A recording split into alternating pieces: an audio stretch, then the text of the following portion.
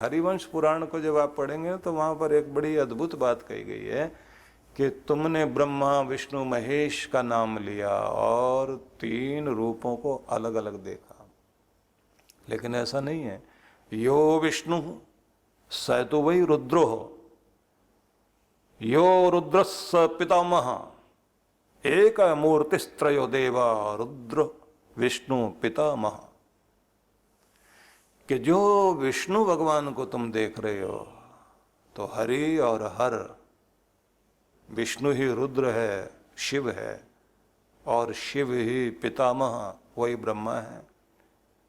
एक मूर्तिस्त्रयो देव, एक ही मूर्ति है लेकिन तीन देव जो दिखाई देते हैं वो एक मूर्ति का ही रूप है। वही रुद्र, वही शिव है, वही विष्णु है, वही पितामह। हरिवंश पुराण में ये समझाने की चेष्टा की गई है कि तुम ये मत समझ लेना कि अगर नारायण को पूज रहे हो तो शिव से विमुख हो गए हो। शिव जी को ही पूज रहे हो, शिव जी को पूज रहे हो तो नारायण को ही पूज रहे हो। इन दोनों को एक ही मानना, लेकिन तीसरा रूप जो कहते हैं ब्रह्मा, वो भी यही है।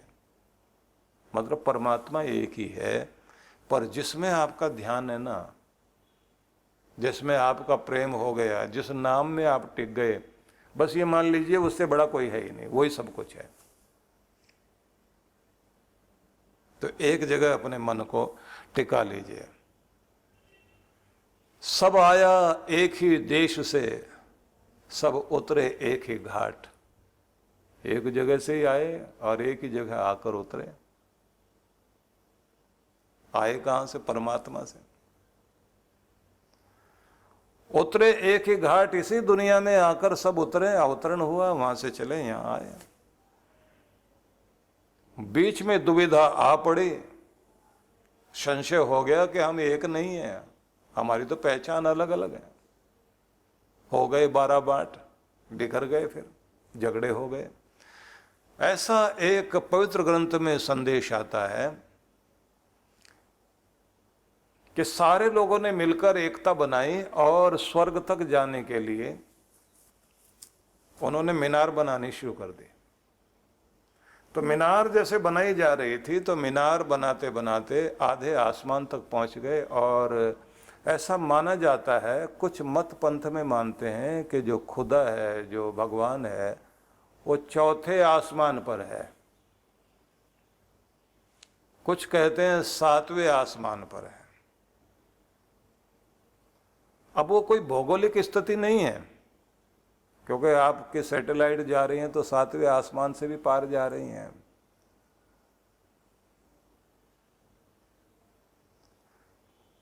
तो वो तो वहां से होकर जा सकते हैं। और अभी तो मनुष्य के जो यान है वो मंगल से लेकर के चंद्र, शुक्र, बृहस्पति, यहां से और आगे तक जाएंगे। हो सकता है कि आने वाले समय में स्पेस के अंदर ही ऐसे घर बन जाएं कि बस्तियां बसा ले आदमी वहां, जैसे समुद्र में आदमी बसने लग गए हैं। तो आगे चल करके ऐसी सब संभावनाएं होंगी। फिर आप ये नहीं कहेंगे कहां से आ रहे हो। यहां से चल के लोग जलंधर से हैं, जलंधरों आए जी, तो फिर आप क्या कहेंगे? चंद्रमा से आ रहे हैं, मंगल से आए हैं। यहां तो अभी किसी को कह दिया जाए ना कि लड़की जो है मंगली है, लड़का मंगली है, तो शादी करने में बड़ी समस्या हो जाती है, मंगली ढूंढना पड़ता है। और समस्या ये है कि मंगली होने में दिक्कत नहीं, दंगली नहीं होनी चाहिए, लेकिन दंगल भी शुरू होता ही जरूर है। तो मैं आपको बताना चाह रहा हूं कि जो कहते हैं ना 7वें आसमान पर है या चौथे आसमान पर है, तो लोगों की कल्पना होती है। वैसे ये जरा समझ लेना कि आपके अंदर जो चक्र हैं आपके, वो जो आपका 7वां चक्र है, तो समझ लेना कि वही सचखंड है, वही ब्रह्म का स्थान है, वही है स्वर्ग लोक, जहां आपको अपने चैतन्य को पहुंचाना होता है। तो इसी को भूलोक, भुवलोक, स्वलोक, महलोक, ये सारे लोक इसी में है। भू भुव स्व मह जन तप, आखिरी वाला सत्यम, सत्य लोक है। इस तरह से आप यात्रा करते हुए ऊपर जाते हैं। तो मीनार बनाई जा रही थी, आधे तक पहुंच गए, सबके दिमाग में यह था कि स्वर्ग तक पहुंचना है। लेकिन जैसे ही मीनार बनाते बनाते वहां तक पहुंच रहे थे तो जो लायक थे वो तो पहुंच ही रहे थे, जो नालायक थे वो भी पहुंच रहे थे। भगवान ने देखा कि ये इंसान जो है यहाँ तो योग्य ही पहुंच सकता है,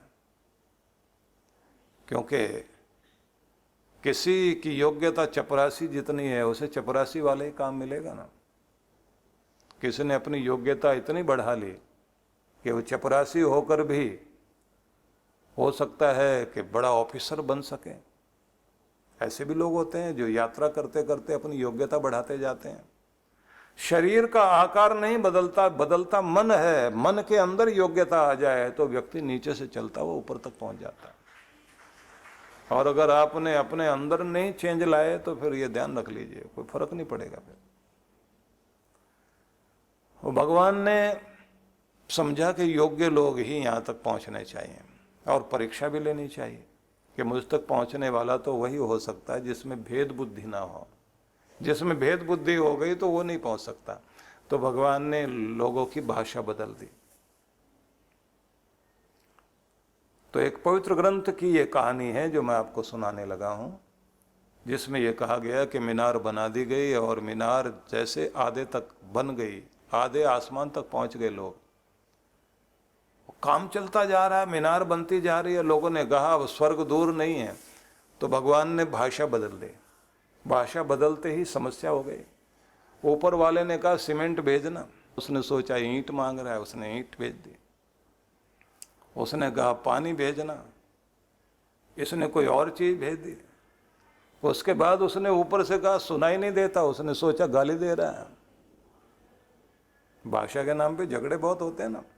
और कहते हैं कि वो मीनार बनाते बनाते फिर उसके बाद समस्या खड़ी हो गई कि जिन लोगों ने तरक्की कर रहे थे तरक्की रुक गई, ऊपर जा रहे थे ऊपर जाना रुक गया। फिर तो एक दूसरे से निपटने में लग गए कि तुमने ऐसा बोला ना, अब देखो मैं क्या करता हूं। एक दूसरे को मारना पीटना शुरू कर दिया। और कहते हैं जिन्होंने बनाए थे मीनार उन्होंने तोड़ करके उसे नीचे गिरा दिया, और जो ऊपर जाने लग रहे थे वो नीचे रह गए। कहते हैं तब से लेकर आज तक इंसान लड़ता जा रहा है, झगड़ता जा रहा है, क्योंकि उसके अंदर भेद बुद्धि आ गई। भेद बुद्धि आपको आगे नहीं जाने देती। इसीलिए कहा एकत्वम अनुपश्यत। जब तुम एकत्व को देखना शुरू कर देते हैं तब तुम अपने प्रभु का ही अनुभव करने लग जाते हैं। इसलिए जो ये कहा यो विष्णु स वै रुद्रो, यो रुद्र स पितामह, एक मूर्तिस्त्रयो देवा, रुद्र विष्णु पितामह। एक ही मूर्ति में तीनों स्वरूप हैं। तो जब आप जिस भी रूप को पूज रहे हैं, जिस भी स्वरूप को आप पुकार रहे हैं, जिस भी नाम को आप जप रहे हैं, तो ये समझ लीजिए कि आप संपूर्णता को ही पूज रहे हैं। तीनों देव उसी में हैं।